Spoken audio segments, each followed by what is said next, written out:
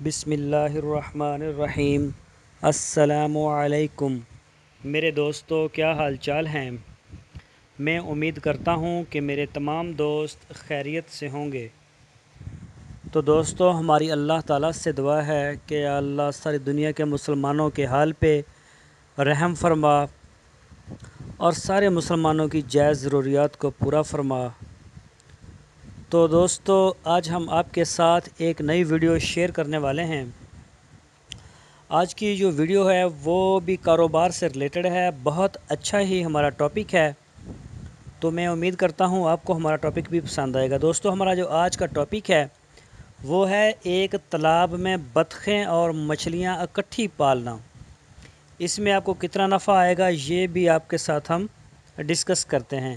تو ٹاپک پر جانے سے پہلے دوستو، آپ سے ایک ریکویسٹ ہے، آپ ہمارے چینل کو سبسکرائب لازمی کریں، ہماری ویڈیو کو لائک کریں، اپنے فیس بک اور واٹس ایپ کے گروپس میں شیئر بھی کریں تاکہ زیادہ لوگوں تک ہمارا پیغام پہنچ سکے۔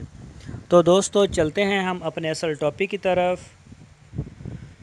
دوستو، جیسا کہ آپ سب جانتے ہیں، مچھلیاں بھی پانی میں رہتی ہیں اور بطخ جو ہے یہ بھی پسند پانی کو زیادہ کرتی ہے، لیکن یہ خشکی پر بھی گزارا کر لیتی ہے۔ اگر اسے کھلا پانی مل جائے، زیادہ بڑا تالاب مل جائے تو یہ زیادہ اچھی اور گلیڈ فیل کرتی ہے۔ مچھلیوں کے ساتھ ساتھ بطخیں پالیں۔ فقط مچھلی پالنے کے مقابلے میں فش فارم میں مچھلی اور بطخیں ایک ساتھ پالنے میں کہیں زیادہ منافع حاصل ہوتا ہے۔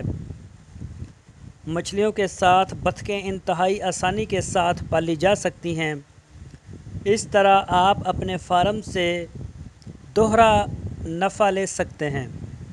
مچھلیوں کے ساتھ بطخیں پالنے کے کئی فائدے ہیں، جن میں سے چند درجہ ذیل ہیں جو ہم آپ کے ساتھ شیئر کرتے ہیں۔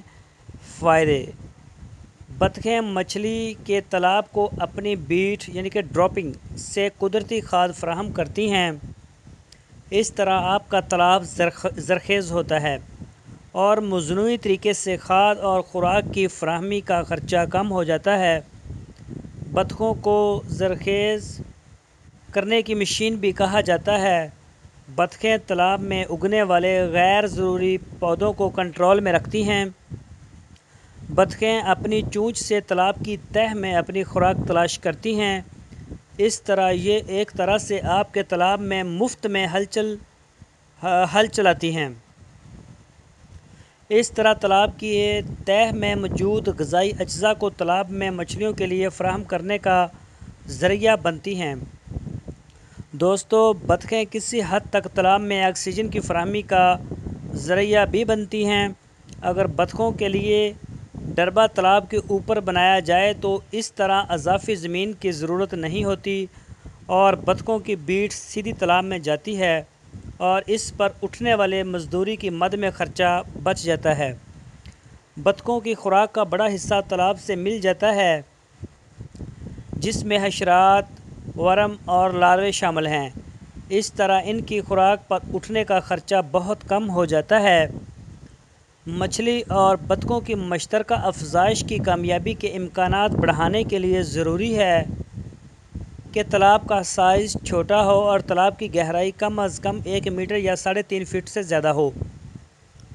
مچھلی یا بطخ یا مرغیوں یا کسی اور جانور کی کامیاب فارمنگ کے لیے ضروری ہے کہ فارم کو کسی بھی اور قسم کے بزنس کی طرح مکمل توجہ اور نگہداشت دی جائے، اور فارم کا آپ کے گھر کے نزدیک ہونا بھی بہت ضروری ہے تاکہ آپ یا آپ کے گھر والے اسے ذاتی توجہ دے سکیں۔ یہ اس لیے بھی ضروری ہے کہ اس سے چوری کے امکانات بہت کم ہو جاتے ہیں۔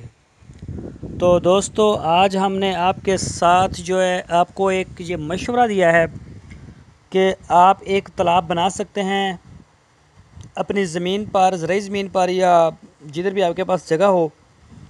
تو دوستو، اس میں آپ مچھلیاں بھی پال سکتے ہیں اور اس میں آپ بطخیں بھی فری میں پال سکتے ہیں۔ یعنی کہ کچھ لوگوں نے صرف مچھلی فارم کے لیے ہی وہ بنائے ہوئے ہیں، تو مچھلی فارم جو ہوتا ہے وہ صرف اس سے مچھلیاں پالتے ہیں، لیکن آپ کی بطخیں جو ہیں وہ فری میں پال جاتی ہیں۔ بطخ کا گوشت بھی بہت پسند کیا جاتا ہے اور بڑا مزیدار بنتا ہے، شاید آپ میں سے کسی نے کھایا ہو۔ تو دوستو میں امید کرتا ہوں کہ آپ کو ہماری آج کی جو ٹرک ہے وہ ضرور پسند آئی ہوگی۔ دوستو ہمارے چینل کو سبسکرائب لازمی کریں، ہماری ویڈیو کو لائک کریں، اپنے فیس بک اور واٹس ایپ کے گروپس میں شیئر کریں۔ تو اپنا بہت سا خیال رکھنا، پھر ملیں گے کسی نئے ٹاپک کے ساتھ۔ اللہ حافظ۔